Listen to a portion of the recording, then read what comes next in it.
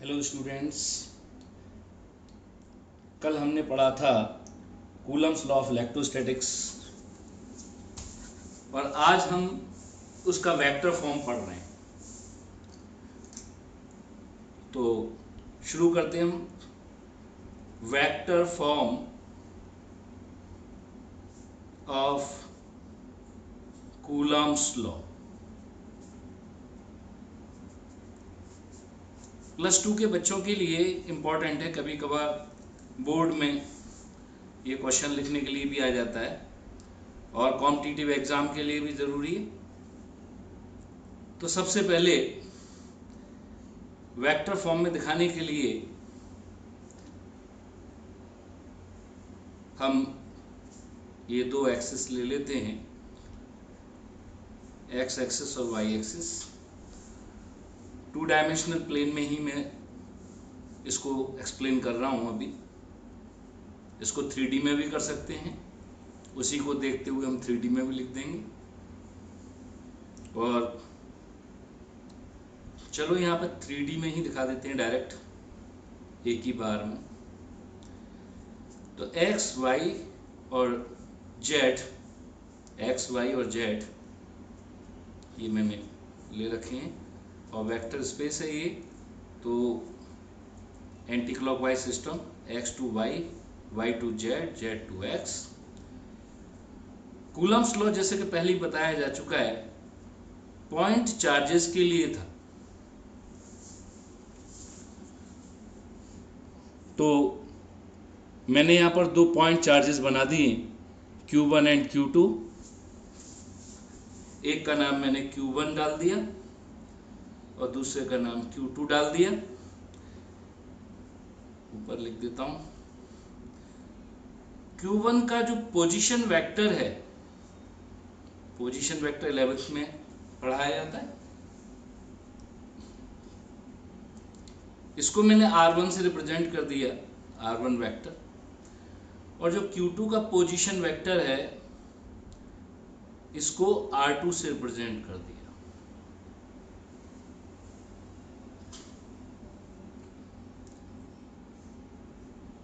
इन दोनों के बीच में सेपरेशन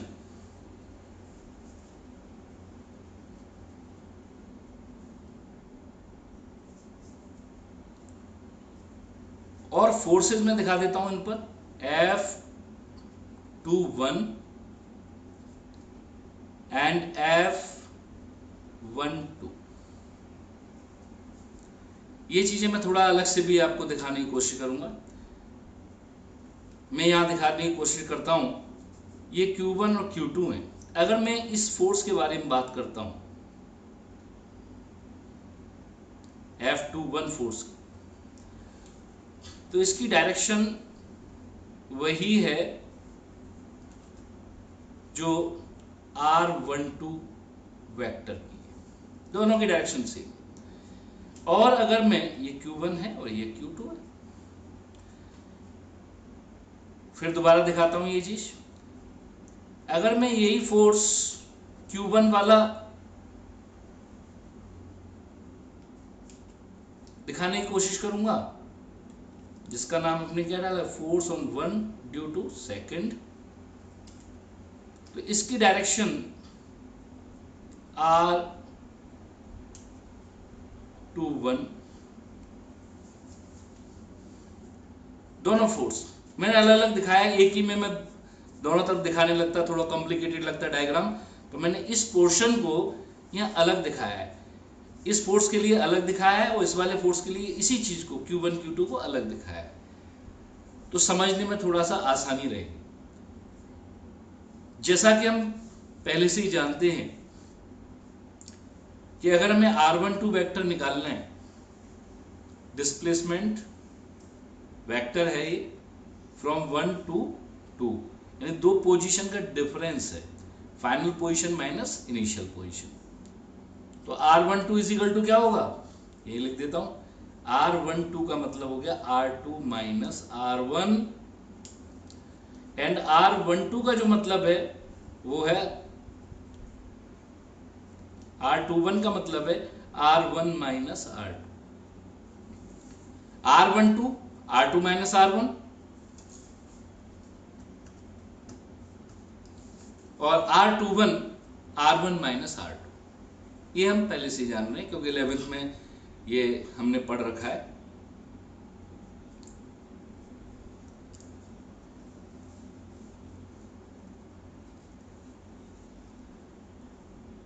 तो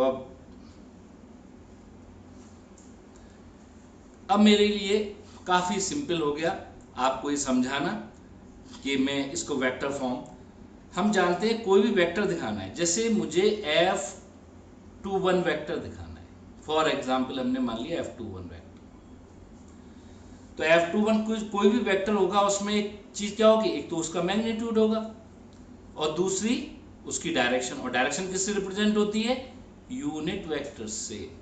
तो F21 अगर हम वेक्टर की बात करेंगे तो ये F21 के मैग्नीट्यूड और F21 यूनिट वेक्टर। ऐसे ही अगर F12 फोर्स दिखाना है तो क्या होगा, F12 का मैग्नीट्यूड और F12 का डायरेक्शन।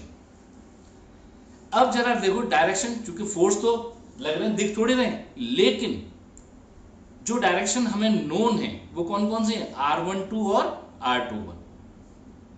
तो हमने देखा F21 की डायरेक्शन वही है जो R12 वेक्टर की है। तो F21 यूनिट वेक्टर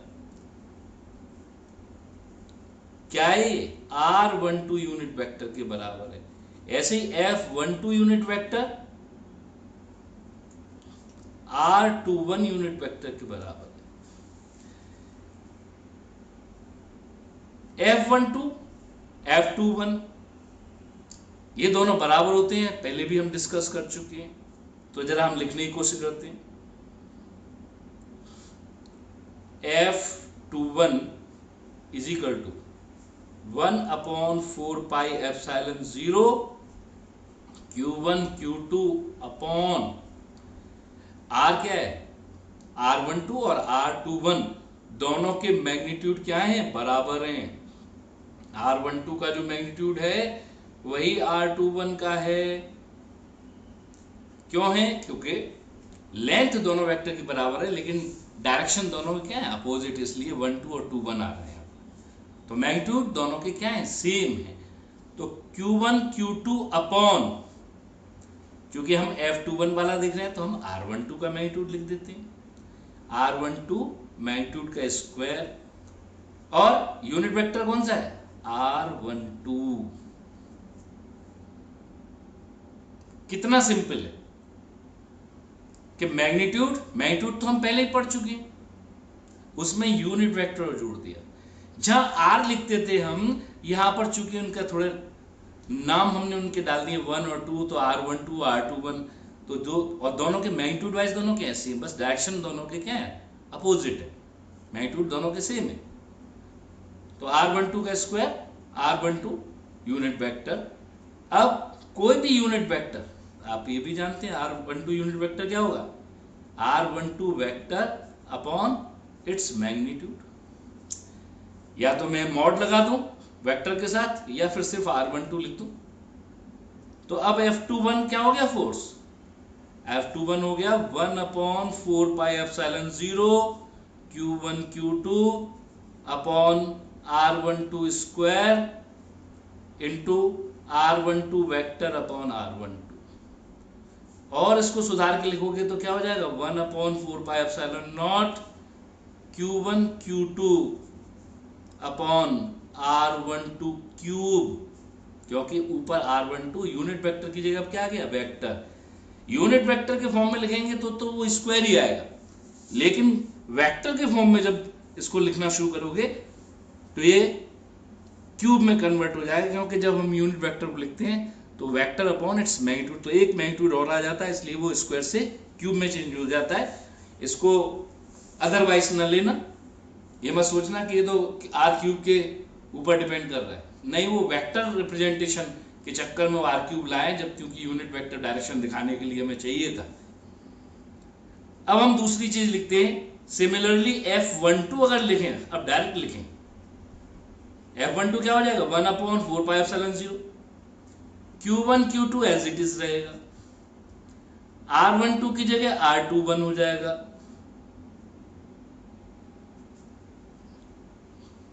ये लीजिए F12 और F21 दोनों आ गए, F21 और F12। इनको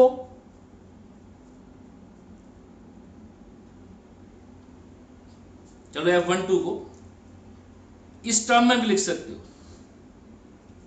बोर्ड में इतना लिख के भी छोड़ सकते हो, और चाहो तो चूंकि हमने पहले ही बता दिया R12 R21 की value Q1 Q2 upon R21 क्या था, R21 था R1 minus R2, R1 vector minus R2 vector का मॉड होल क्यूब ऊपर R1 vector minus R2 vector. इसी तरह से F21 भी लिख सकते हो 1 upon 4 pi epsilon 0 Q1 Q2 R2 vector minus R1 vector. आपको मालूम मॉड में R1 माइनस R2 लिखो चाहे R2 माइनस R1 एक ही मतलब है, वही हो जाएगा R2 vector minus R1 vector F21। और इसको चेक करना है तो दोनों को ऐड करके देख लो, F12 प्लस F21, चूंकि ये दोनों ये तो पूरा कॉमन है 1 upon 4 pi epsilon 0 Q1 Q2 mod के अंदर ये दोनों चीजें, चाहे ऊपर वाला डिनोमिनेटर है चाहे नीचे पहले इसमें एक्सप्रेशन में डिनोमिनेटर है, दोनों क्या सेम है, सिमिलर, कोई भी एक ले लीजिए। R1 माइनस R2 Q ये वेक्टर है, इनको लिखना पड़ेगा R1 minus R2 plus R2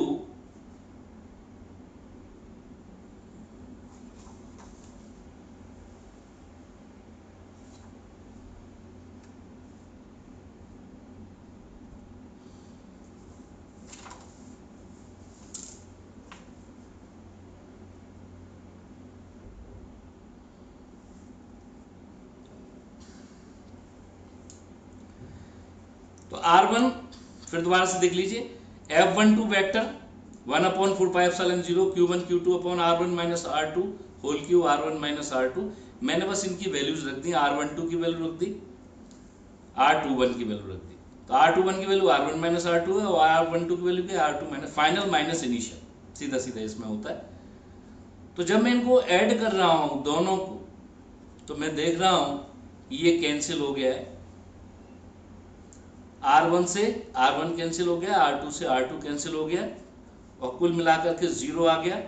तो F12 plus F21 is equal to 0। तो हम इसको बोलते हैं vector form of Coulomb's law. दोनों ही लिखने पड़ेंगे हमें, F12 भी लिखना पड़ेगा, F21 भी लिखना पड़ेगा। जब भी वेक्टर फॉर्म पूछता है तो दोनों ही लिखने पड़ते हैं, हमें दोनों को ही लिखना पड़ता है 1 2 और 2 1। और ये भी प्रूव करके दिखा सकते हो F12 plus F21 is equal to 0। इसका मतलब ये न्यूटन्स थर्ड लॉ को क्या कर रहा है, फॉलो कर रहा है। ठीक है, तो आज के लिए इतना काफी है, ये वेक्टर फॉर्म हो गया, क्योंकि इसके बाद हम अब इसके न्यूमेरिकल्स पे आएंगे।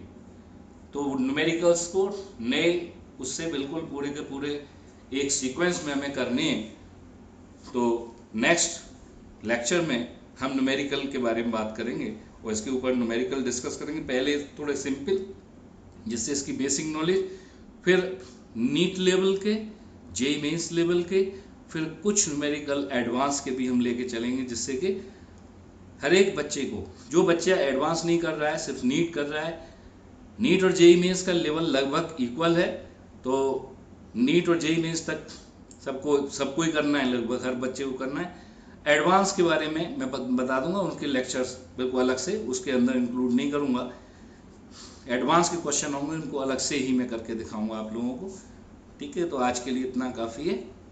तो नेक्स्ट टॉपिक हम न्यूमेरिकल का लेते हैं इसमें। Okay bye.